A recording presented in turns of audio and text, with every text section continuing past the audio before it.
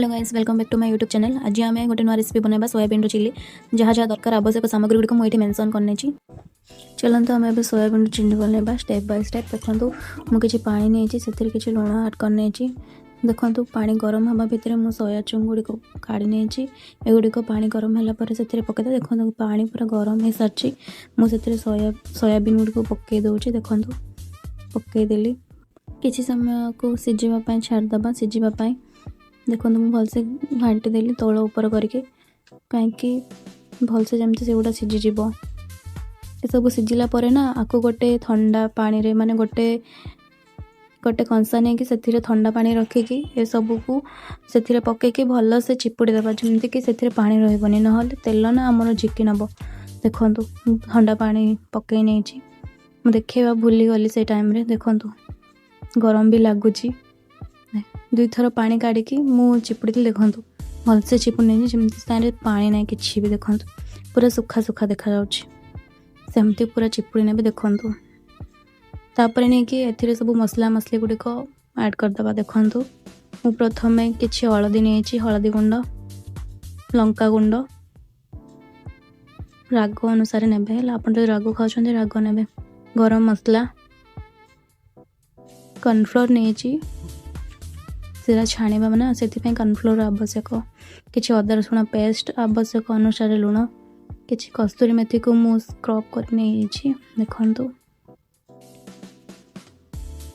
ये सब को मु घाटी नहीं गोले नहीं भलसे जमती सब मसला गुड़िक भलसे घाटी होकर मिसीज सोयाबीन रे। देखो ये भीतर मु कढ़ाई किसी तेल नहीं छाणीवाई गरम हो तेल। देखो मुझे पकई नहीं सोयाबीन गुड़िक भलसे भाजापी तौल उपर टे करुवे मझे मझे ना गोटे साइड कंचा गोटे साइड सीझ एमती रहा।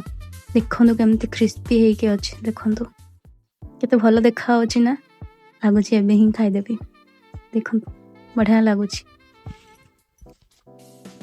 से तेल ही। देखो सब छणा हो गला से तेल ही मु कुछ प्याज नेली प्याज को भलसे घाटी देली। तापर एथिरे किछि कंचा लंका दबा 4-5टा कंचा लंका मु देइछि। देखो 4-5टा कंचा लंका देइछि। तापर कटा हेतबा कैप्सिकम को देकी भलसे घाटी की किछि समय सिझिबा पई छाड़ देइछि। सेतिरे किछि लुण पकईछि स्वाद अनुसार से आ गोलमरिच गुंड पकईकी रेस्ट छाड़ देइछि सिझिबा पई। सेति भितरे मु सोया सॉस आ टमाटो केचप आ चिली सॉस पकई देछि। आ सेथिरे ही मु किछि कॉर्नफ्लोर पकईकी भलसे घाटी नहीं। देखो भलसे घाटी नहीं जम से मु ऐड करनेली। देखो भलसे घाटी देली सेटा को आम से भीतर आमर पियाज आउ कैप्सिकम भी सीझी जाइए।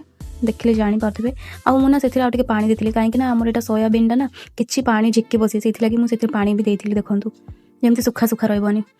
देखो हो गला मुझे सोयाबीन गुड़िक पकई देछि देखी पार्ली से टाइम रे। देखो तापर मु धनिया पत्र भी पकई देछि फ्लेवर आसापी धनिया पत्र पकई। आगुरी तो कस्तूरी मेथी पकई देथिली से मुझे खाली धनिया पत्र पकई देछि।